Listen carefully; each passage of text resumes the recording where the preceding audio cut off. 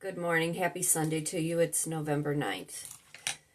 I'm in my little studio trying to get myself together. Got to go into my gig later on this afternoon. I'm waiting for them to tell us the hour change, and everybody's like on eggshells wondering what the hours are going to be and what is going to happen. And I'm extremely tired this morning. I worked my second outside gig last night till 11:30. I worked the birthday 250 year for the Marine's birthday, their Marine Birthday Bash, and I have things that I want to tell you about it that I found very fascinating and endearing.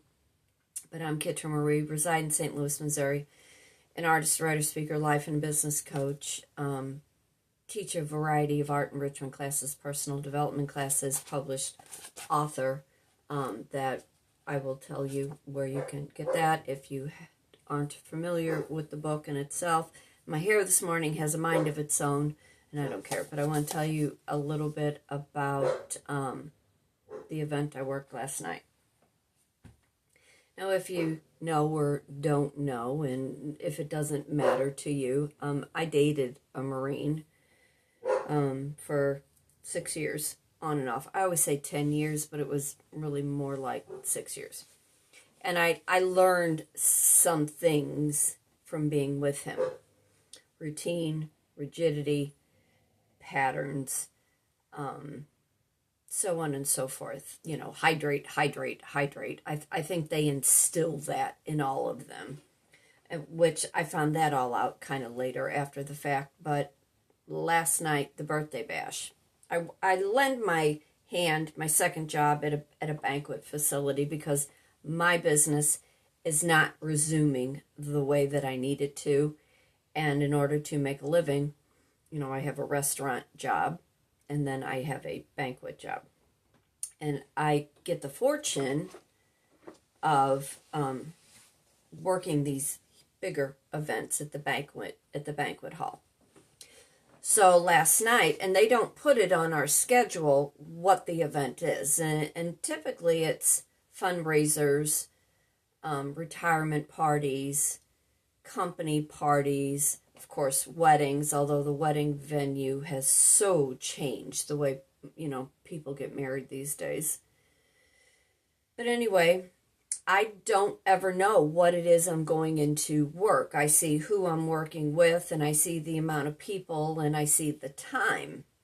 So to my surprise, when I got to the gig last night, I walked in, you know, and I'm reading my paperwork the best I know how. And I was caught off guard, really. That was the last thing that I expected to do, was to work the 250th birthday bash for the Marine Corps, knowing who I dated for all those years. What impressed me? I got to speak to some of the servicemen that have been retired, or the ones that are still involved, or the ones that, you know, attend these birthday bashes, and you don't have to be current in the Corps in order to attend. And this particular chapter is out of the St. Louis chapter because they closed the Illinois chapter. There are different chapters. Wasn't aware of that. Was very familiar with the battle hymn. My dad being an Army man, I knew taps. Being a girl long time ago who was in drum and bugle and was pretty good at flipping a rifle and twirling it all over the place, I had the privilege of watching Pacific High School's ROTC and their drill routines. But the individuals that I did really get to talk to, I got to pick their brain. There was one particular gentleman. He was an older gentleman. They were neat. They were orderly. They were more polite than any human I have ever experienced in my life. Some had a couple chevrons, 1, 2, 3, 4. They had medals, they had ribbons, some had a stripe down the side of their pants, some did not have a stripe down the side of their pants, which later on I learned it had to do with ranking. But I meet this one gentleman. Coffee station was to my right, coffee station, water station, and my wine, and then all my regular liquor was in front of me. My beer taps, they have 4 different beer taps there, were behind me. So I have people that are approaching all night long and everything, and I was fascinated by the medals. Now, that might just be the artist in me looking at shiny things. And this guy was decked out, tall individual. Like I said, he was older. And I said, "Sir, can I ask you a few questions?" And he was like, "Yeah." He said, "First of all, I want to thank you for doing what you're doing." And I kind of looked at him and I was like, "I think I should be thanking you, right?" And he laughed. He goes, "No," he said, "because sometimes men like me, men like us, we want to be entertained. This becomes very much our norm, and sometimes we need to be in touch with what sometimes the outside reality really looks like." He said, "So thank you for providing your service," which I giggled at. And I'm like, "You don't have to thank me. They're paying me to do this." And I was lucky to be a part of this, to be able to watch their whole ceremony.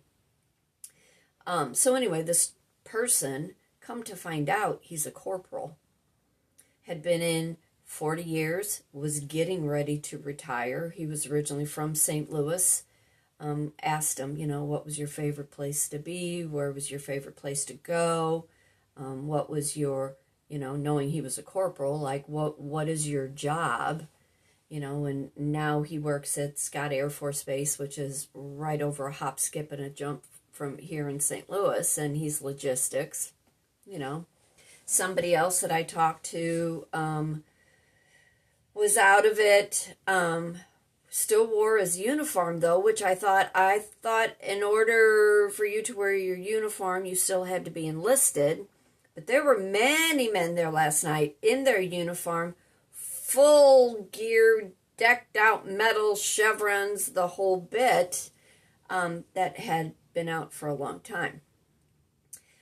He was a sergeant, and he was explaining to me all the chevrons.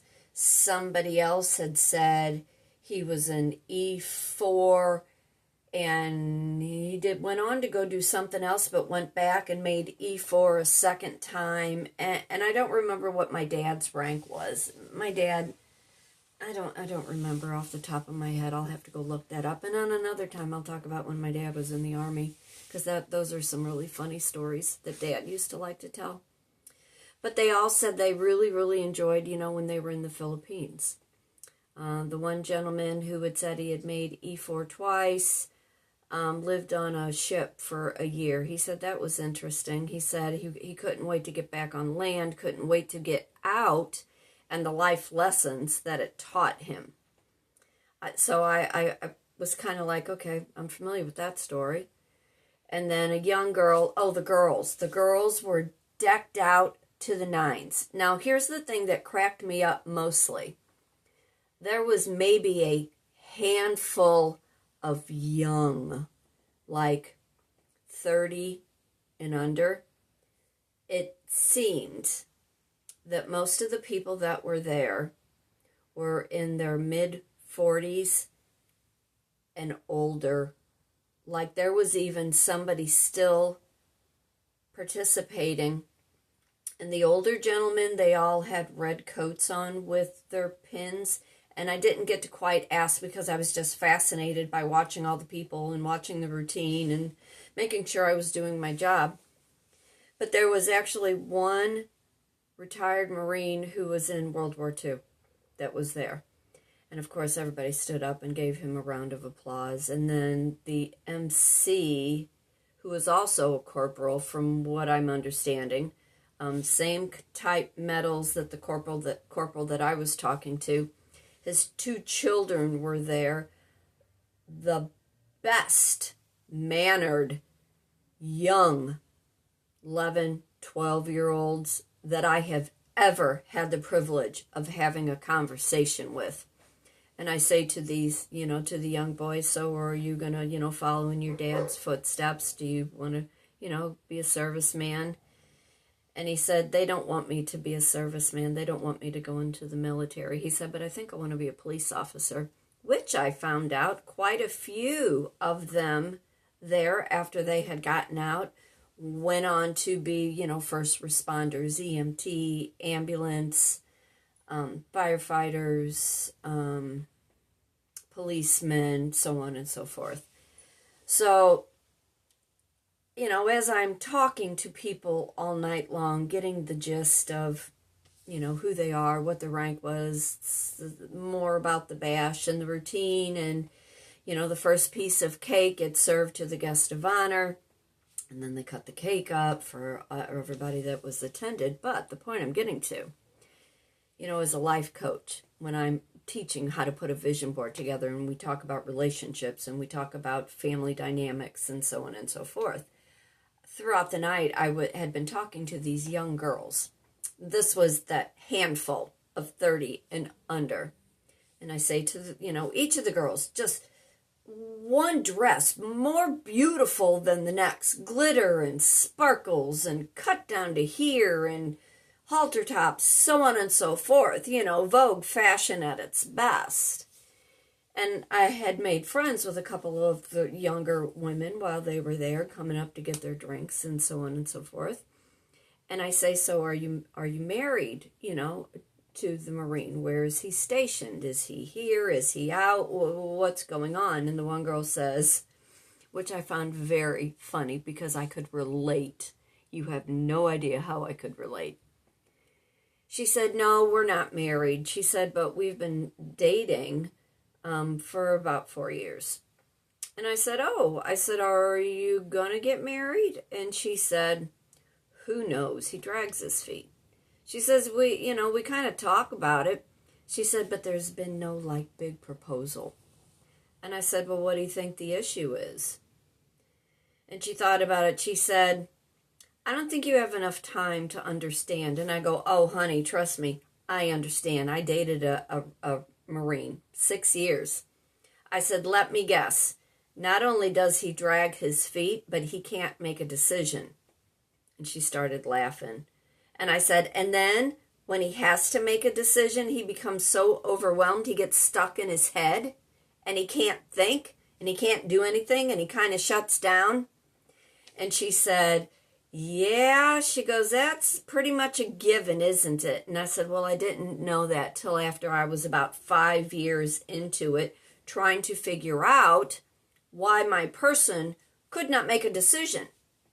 So we continued to talk the rest of the night and everything. She told me where they were from in Illinois and what she did for a living. And actually they knew each other in high school, but really didn't get, acquainted till after they were out of high school. He was in the service and they were in their small town and they met up. And, I had said to her, oh, it's like kismet.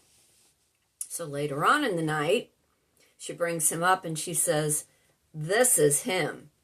And I go, why are you dragging your feet? I said, just ask her. And he said, and he's laughing and he's got his arm around her and everything and he kisses her head and he said, I'm trying to get the courage.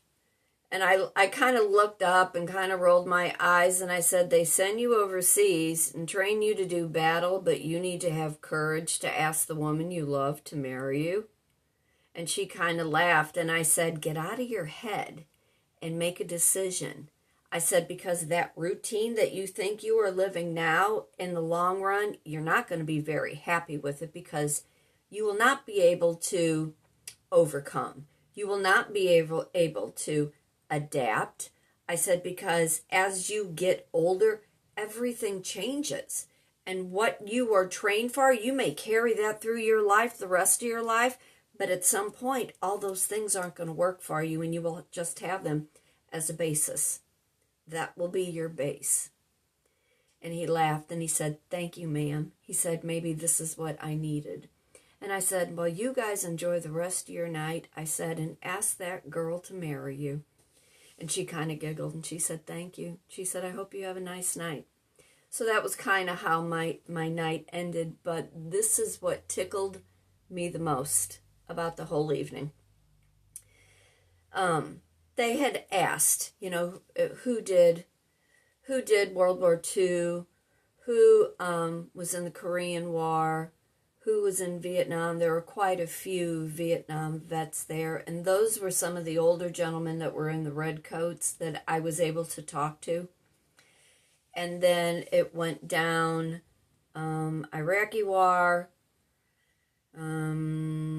something else with Iraq, and then it was Desert Storm, and then it was the Gulf, and I mean, there was so much, and then peacetime, not peacetime. There were like different entities. And I was busy, so I couldn't really get the gist of everything. So the table that was sitting in front of me, they were old, 80s, 90s. And there was one lady, sweet as could be. She had the prettiest flowing dress on. She had a little brooch, or, gray, short, silver hair. Very manicured. Her husband, in the red jacket, they're sitting there, and she's on a walker, and he's, has a cane, and he has no balance, and he was trying really, really hard the whole night to function, and certain things within the evening, all the men stood up. And if I heard "Hu-rah" once, I must have heard it 5,000 times. And for every time they said it, if I would have gotten a nickel, I would have been 100,000-ish person. And there was another phrase that they were saying in between. It sounded like they were barking, but maybe they weren't barking. One gentleman, and I'll get back to the older couple, because my heart was touched so much I wanted to cry. But one gentleman, I think he did the bagpipes that night, because he had the whole Marine top part on, but then he had like a kilt on. Well, anyway, he kept leaving crayons at the bar. Finally, it was kind of like, why are you leaving crayons? What is that all about? And he said, that was one of the sayings. Every military outfit has a stigma that goes with them. And he said, Marines were told, what are you, crayon eaters? I said, I have never in my life heard that. I said, but okay. And then, the hair, high and tight. I heard the phrase, jarhead. There was one guy, Harry Hope, who's very well known. They talked about Rocky Sigmund, too, who was out of Washington, Missouri, who was not there last night. But they talked about Harry Hope and always carrying Tootsie Rolls in his pocket. And he said, you never know when you're going to need a Tootsie Roll. He said, so use it wisely. And that was kind of like a running joke. So my older couple that were at the table in front of me, after all the ceremony and all the gun twirling and all the announcements and the corporal who was getting ready to retire, they gave him another award. Even their mascot got an award last night. When it was all said and done, then the DJ played, and the younger ones did get up to dance. The ones that were in their 40s and 50s, they got up to dance. The ones that were older, this is what amazed me.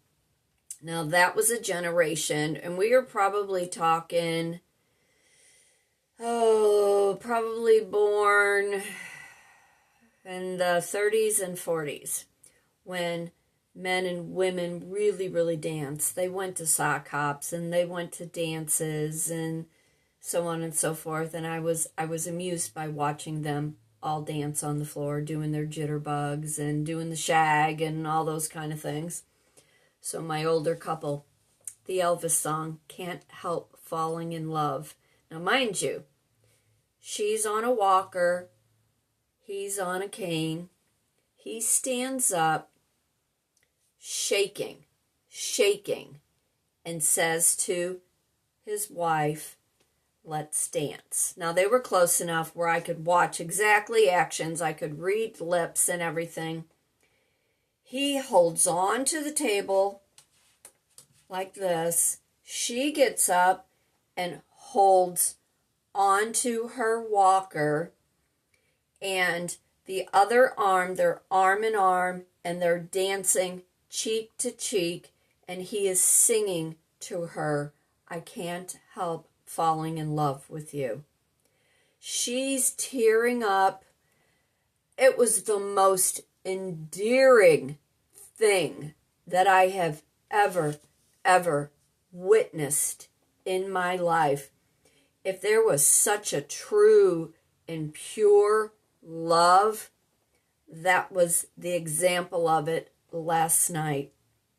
And I'd like very much to think that a lot of his etiquette, his mannerism, the way he portrayed himself with honor and loyalty and bravery that most will never, ever know or understand. So last night I had the privilege of bartending at the 250th birthday for the Marine Corps. So Semper Fi, Sarge, if you're out there watching, you very much were in my thoughts last night. It was one of those things that you and I probably should have been there together. But for the rest of you, you know, bravery comes at all cost. Don't be afraid to take a chance. You know, risk not so much life or limb to fall in love, but, you know, sometimes drop the armor, drop the shield. Life is really short. You know, we're all looking for a place to get back to that no longer exists. And I think at this point in our life, we're kind of recognizing the life that we should have had that we didn't have, which makes us even long for something more. We want home. We want safety. We want safety in all measures, not just, you know, within the military or our policemen on the street. We want heart safety. We want heart security. We want our home life to be secure. We want our home and our country to be secure. So wherever you are in this life, you know, if you see a serviceman, it is Veterans Day this week. It is the Marines' 250th birthday. You know, thank a serviceman. Look at the person that you love. You know, risk telling that person how much you love them. Sing to that person. Dance with that person. Grow old with that person, because that is the best heart safety net you will ever have in this life. For today, for tomorrow, be happy, be blessed, be thankful for everything. Fate turns on a dime. You decide what side of the coin you want to be on. Hu-rah. Take care. See you soon.